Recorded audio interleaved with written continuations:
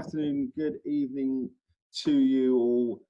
Ladies and gentlemen, welcome to the Global Guys podcast. My name is Tom Phillips. I am a National Alliance Manager for Safeguard Global, and alongside me is Mark Robbins, and I'm the VP of Sales for our Global Employment Outsourcing solution in EMEA. So just to give you a quick overview of the company that we work for a company called Safeguard Global, as we both mentioned.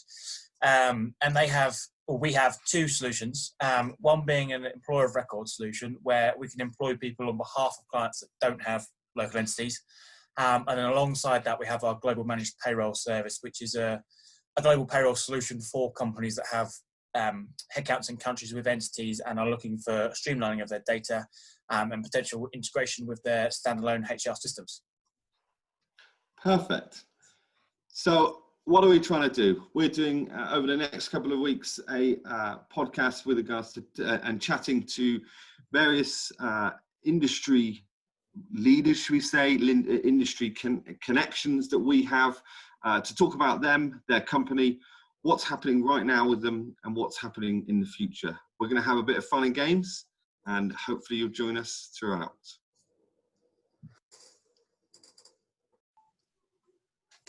Hello, welcome to the latest edition of the Global Guys. Today we welcome Rachel Ashwood. Rachel, thank you for joining us.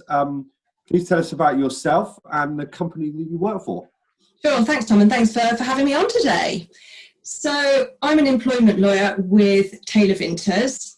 Taylor Vinters is an international law firm that supports innovative and entrepreneurial businesses wherever in the world they may be located. Taylor Vinters operates from offices in the UK, Singapore, and now in the US as well.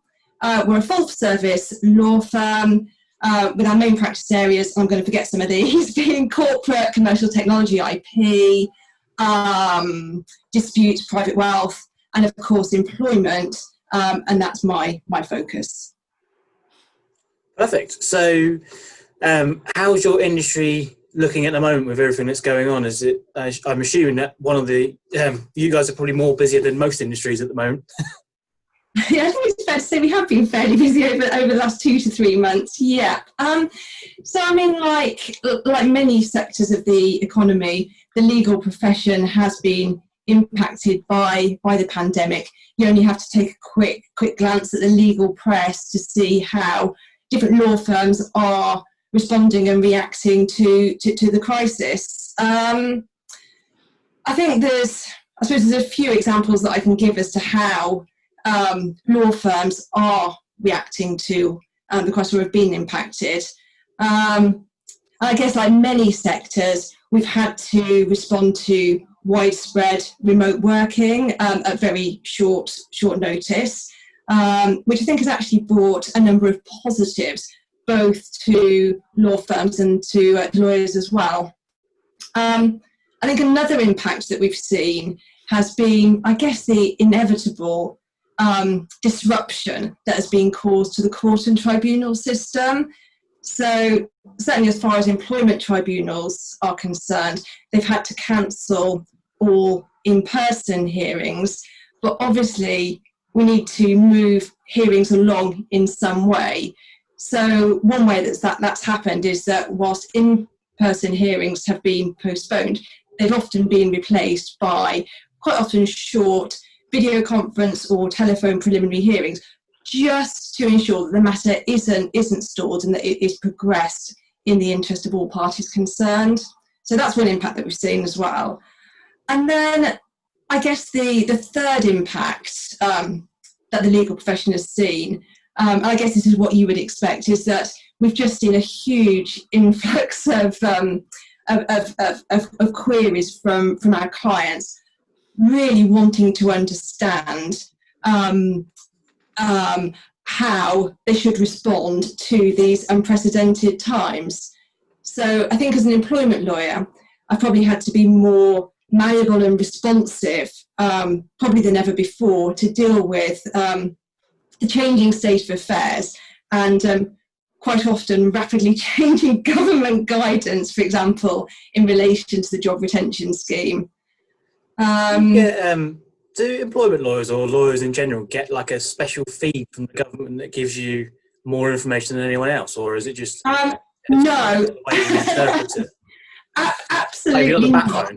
It's No. I think it's a brilliant idea, and perhaps one that we should suggest. But no, I mean, we have access to the guidance at exactly the same time as everyone else has access to the guidance. And what we found is quite often that has been the result of perhaps announcements that have been made quite often at 5:30 on a Friday, and again often before a bank holiday or on a Sunday evening, and we've just had to to take that on board, to digest that information and be able to advise our clients the following day on the new state of affairs. So your working week must have changed quite a lot then, like timing wise, if these announcements or seem to always be in the evening.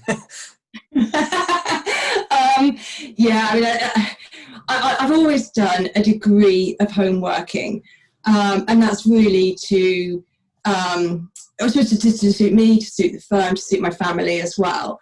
So quite often being online at silly hours of the day and being able to be there, I guess, at the time that the guidance is published. Yeah, it's that must have literally, and I suppose days and weeks and the months has probably flown by for you as well.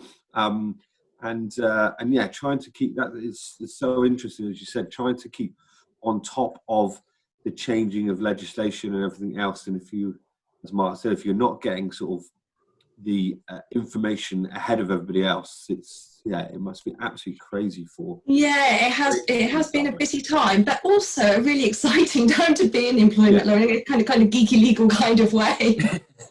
Yeah, completely. So do you think from your view, how much has Taylor Vinters had to change their sort of business strategy in a way, during this this pandemic? Have you had to change anything with regards to how you approach clients, how you manage them, or is it been just very much hands-on 24/7?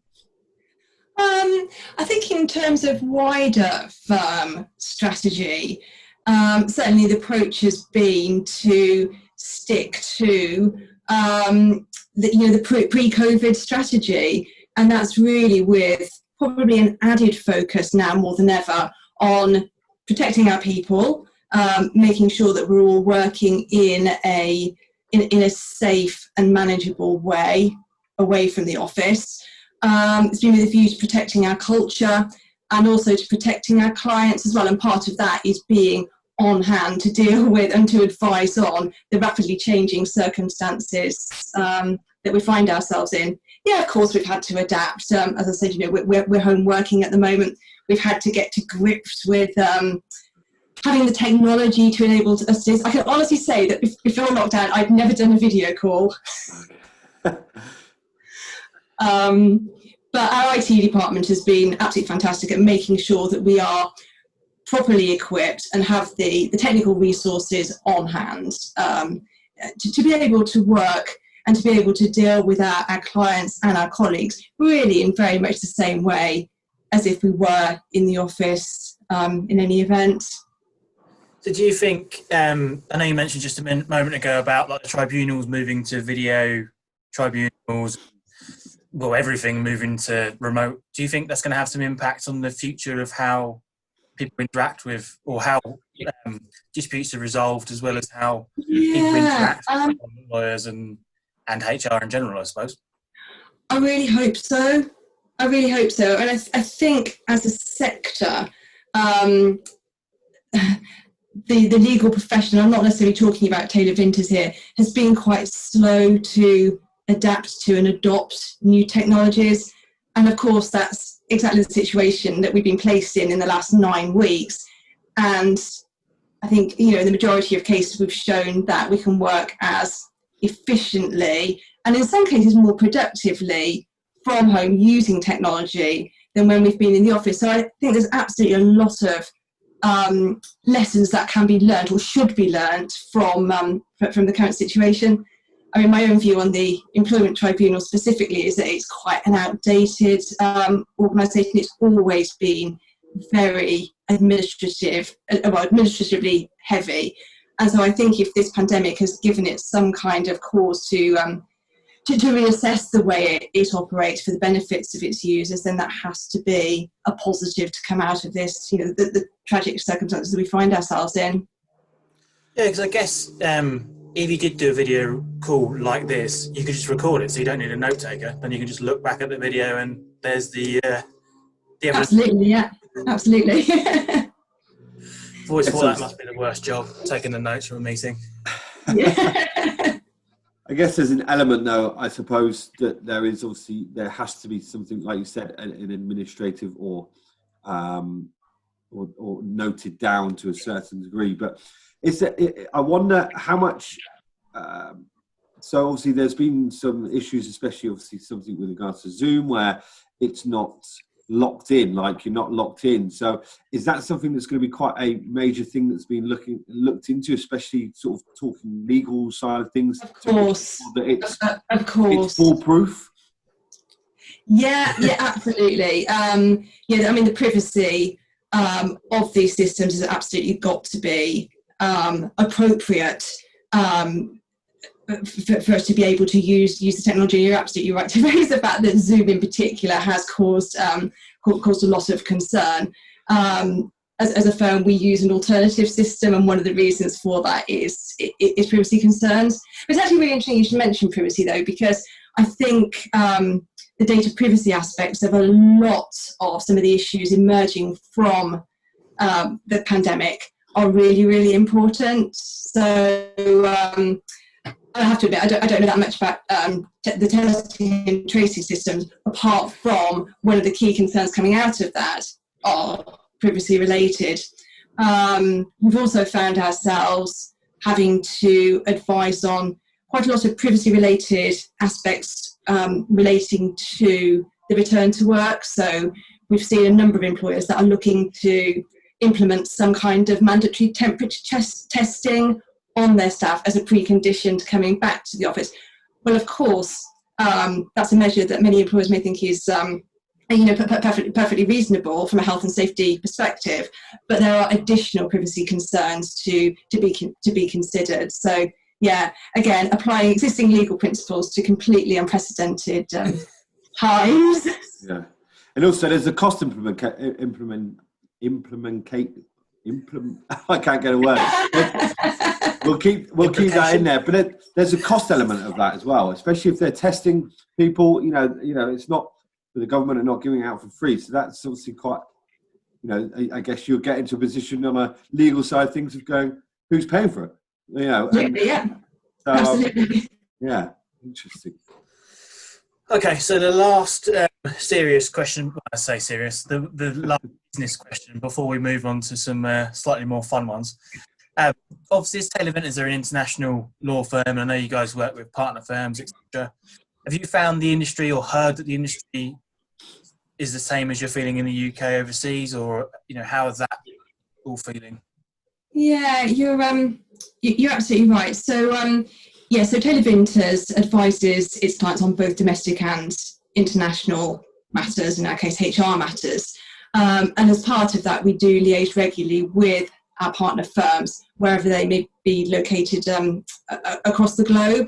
So we do have some insight from our dealings with those partner firms in relation to this topic. So I think by and large what we've found is that our partner firms, you're absolutely right, have experienced very largely the same types of issues that we've been experiencing in the UK, albeit at slightly different times.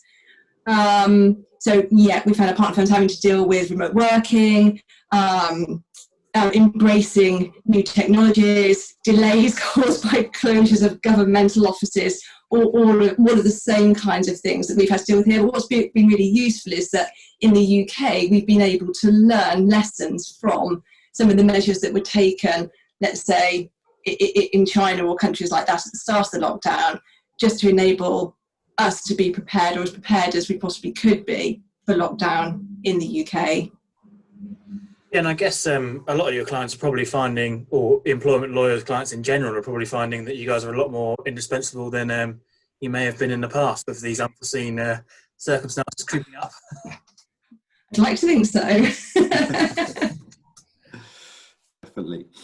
So, as you said, we're going to go on to some a bit more fun sort of questions, and see what you come up with these. So, one that we've got, which is posted. It's been quite interesting to get people's feedback. Is what profession other than your own you're currently doing would you have liked to have attempted, or would you like to attempt if you could choose it now?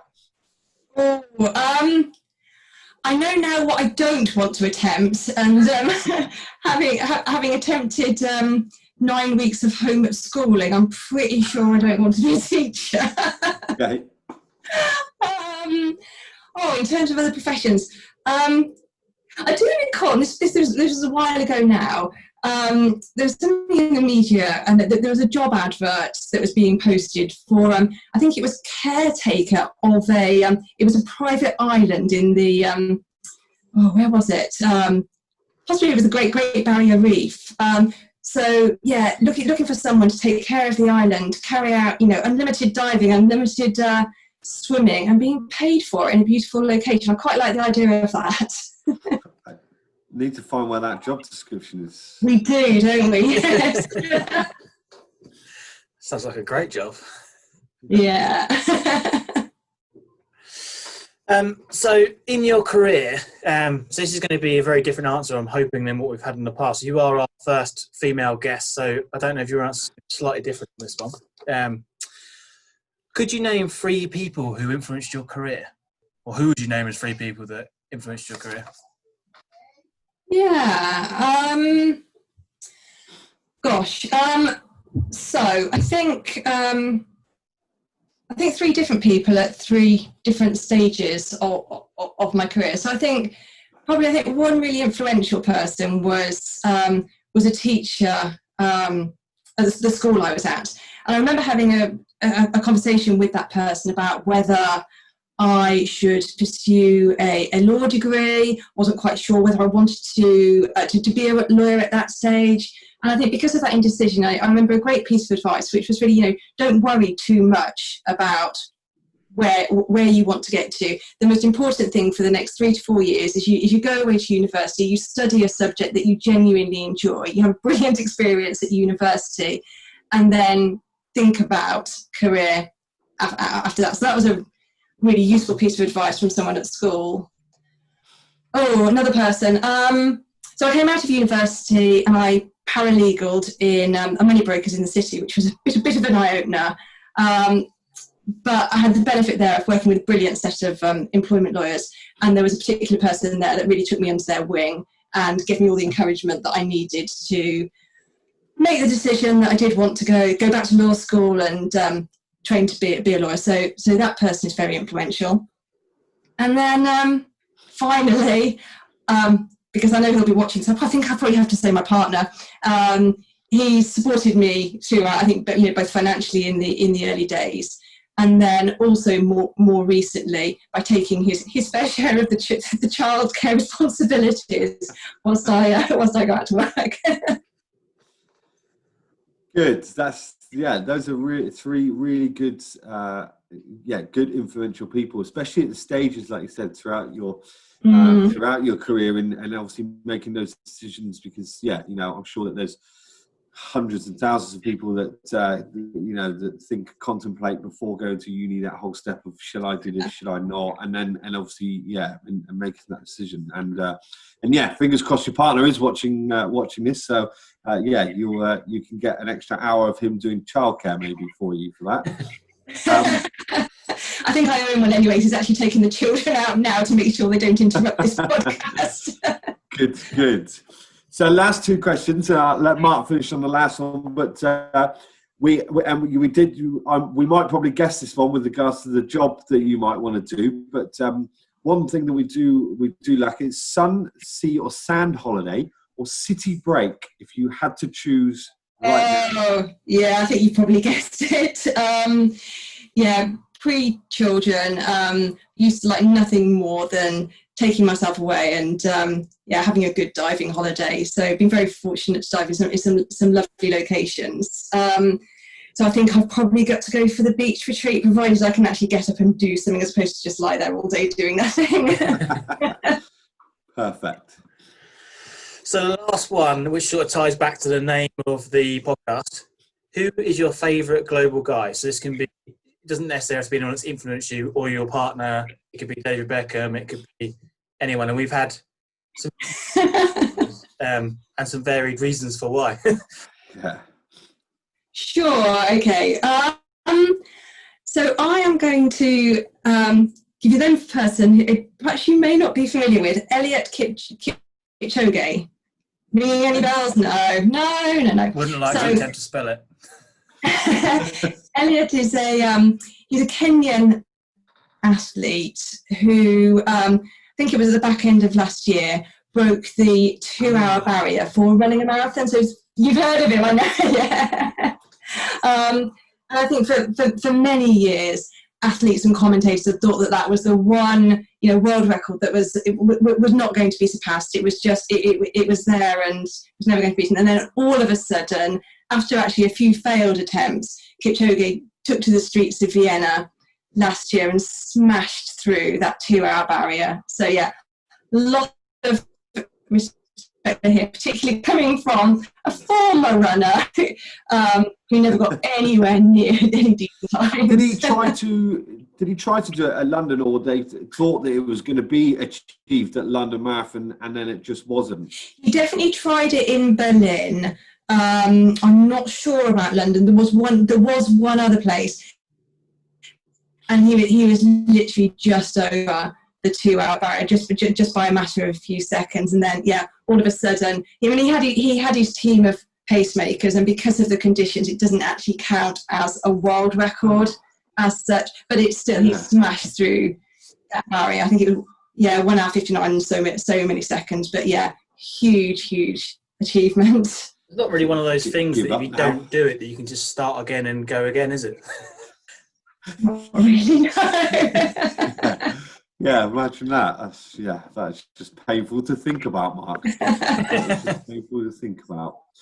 Well, Rachel, thank you ever so much for joining us today. We really appreciate the insights of Taylor Vinters, your role, and what the future holds. And I think it's really important, obviously, like you said, with regards to what's happened, especially in your role, how important you have been really for businesses out there. And thank you ever so much for the fun questions as well. For those of you that are watching, listening, and tuning in, Rachel's details will be, her LinkedIn and everything will be on this or on all the links, all the platforms across LinkedIn, YouTube, on our podcast channel, and also on Spotify as well, so you can listen to it on the go. Rachel, from one half of the Global Guys, thank you ever so much for joining us today. It's been lovely speaking to you both. Cool. Thanks, Rachel.